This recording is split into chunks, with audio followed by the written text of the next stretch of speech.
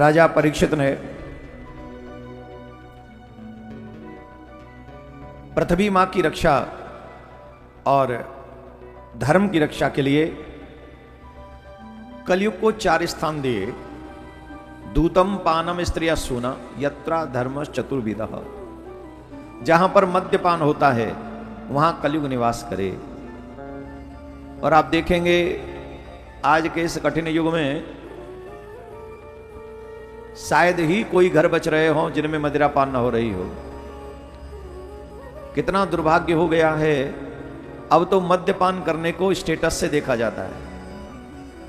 जितने बुरे कृत्य हैं उनको हमने अपना स्टेटस सिंबल बना लिया है। जिनको शास्त्रों में वर्जित किया गया है कि ये कार्य करने योग्य नहीं है, इन कार्यों को कभी करना नहीं चाहिए, आज के समाज ने उन्हीं कार्यों पर ज्यादा विशेष गौर किया है और उन्हीं कार्यों में अपनी दिलचस्पी दिखाई है। यही कलयुग का प्रभाव है।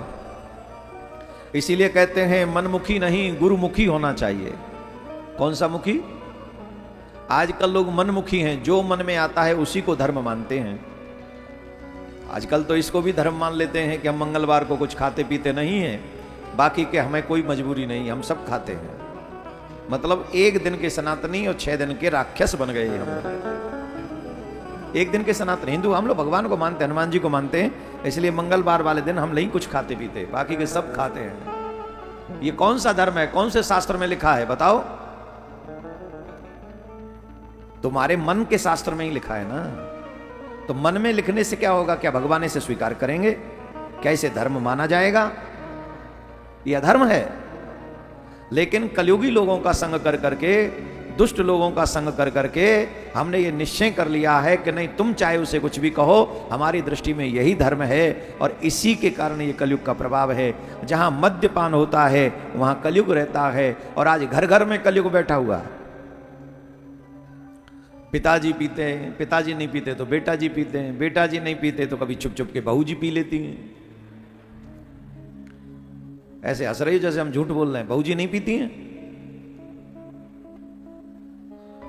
सैटरडे संडे नाइट में आप लोग दिल्ली में भ्रमण करो और फिर देखो, मुंबई में भ्रमण करो फिर देखो।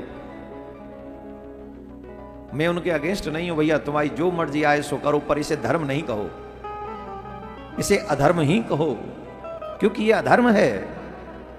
अब आजकल तो कहते हमारी मर्जी आएगी, हम वो खाएंगे पिएंगे, तुम कौन होते हो? अरे भाई ऐसा नहीं होता। कल को तुम कहने लगो हमारी मानवों के मांस को खाने की इच्छा है तो हम वो खाएंगे, ये कैसे हो पाएगा? शास्त्र जिसे स्वीकार करे। अरे जिन लोगों की हम लोग निंदा करते हैं उनके यहां भी हलाल सर्टिफिकेट है, उसी चीज को खाते हैं जिनके शास्त्रों में लिखा है कि खाना चाहिए और ये नहीं खाना चाहिए। तो मनमुखी धर्म को धर्म नहीं माना जाएगा। शास्त्र जिसे स्वीकार करें वही धर्म है और शास्त्र जिसे अस्वीकार करें वही अधर्म है। हे भारत के सनातनियों, हे विश्व में रह रहे सनातनियों, इस बात पर फोकस करो, ध्यान करो, समझो और अपने घर में इसका पालन करो। जहां मद्यपान होता है, जहां मांस भक्षण होता है, जहां वैश्यागमन होता है और जहां जुआ खेला जाता है, कलयुग को 4 जगह में निवास दिया राजा ने। और अब तो घर घर में कलयुग देखो जुआ भी खेला जाता है। ड्रीम 11 के नाम पे हर घर में बच्चे जुआ खेल रहे हैं, क्रिकेट पे सट्टा लगा रहे हैं।